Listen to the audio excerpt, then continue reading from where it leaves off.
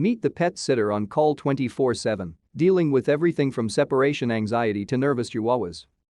Kacey Curtis, founder of pet sitters Paws Galore, reveals the highs and lows of her job. How and why did you become a pet sitter, and how long have you done it for? I've been animal mad for as long as I can remember, so for me, it's the perfect job. When I did work experience at school, I worked in a vet's, but it put me off. It was horrible to see all these animals so ill. I didn't know pet sitting was a thing, but when I used a pet sitting service to look after my cats, it fell well below my expectations. I thought I could do a better job, so I decided to set up my own pet sitting company. That was in 2009 and I've been doing it ever since. To stay up to date with latest top stories, make sure to subscribe to this YouTube channel by clicking the button above this video. Talk us through your average day. I start off with the morning cat visits about 7:30 when I give the cats breakfast. Then I start dog walking around 10 or 10:30. Some dogs I walk twice a day, and there might be a solo walk, but around lunchtime I do group walks because for clients who are out all day it's the best time to break up the day. I take up to 6 dogs, although I usually stick to 4, and I do at least 2 or 3 group walks. If it's muddy, I try to wash them off in the park and towel them down before they go home. Some clients have particular requirements and you have to manage those, and some clients want regular updates, so I send photos on WhatsApp. That takes me up to 3:30, so I just eat on the go, and then I start the PM cat visits around 4, cleaning their food bowls, refreshing their water bowl and emptying the litter tray.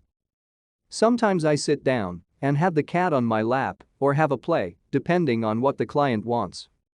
I also do puppy and dog sitting in the evenings, maybe if the client is out at work and then goes out for dinner, so sometimes I don't get back until 10 p.m. What's been the best thing that's happened to you as a dog sitter? I looked after this little chihuahua who was very nervous to start with, but gradually she came out of her shell, and she was the funniest creature. She had this little wiggle when she walked and was a real character. Her personality was very cute, but unfortunately I haven't seen her since lockdown started. And what's the worst? When a pet that you love as much as your own passes or has to be put to sleep, it's absolutely heartbreaking. You build up such a bond with them. I well up just thinking about it. What makes you laugh most when doing your job? Naughty and mischievous cats. I remember 2 cats in particular who had managed to open the door to the larder and taken the lid off a Tupperware to eat their food and had left a mess all over the kitchen. They had just had a great old time. What's the most common misconception about your job? That it's easy.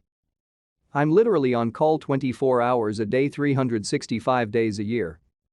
The responsibility is huge. At the end of the day, I am entrusted to look after someone's most treasured fur baby. It's a great honor.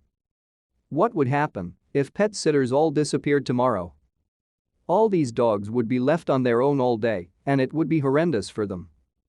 It would cause them so much stress, and they would be destroying people's homes because they're bored. Rescue centers would be full. How has the job changed recently? There are a lot of dogs out there with separation anxiety.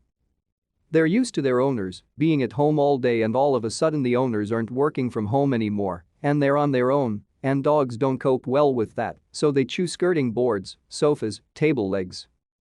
We get clients asking for dog sitters from 8:30 in the morning to 6:30 at night because they don't want their dogs to get distressed, and then we try to gradually reduce the hours as they get used to being on their own.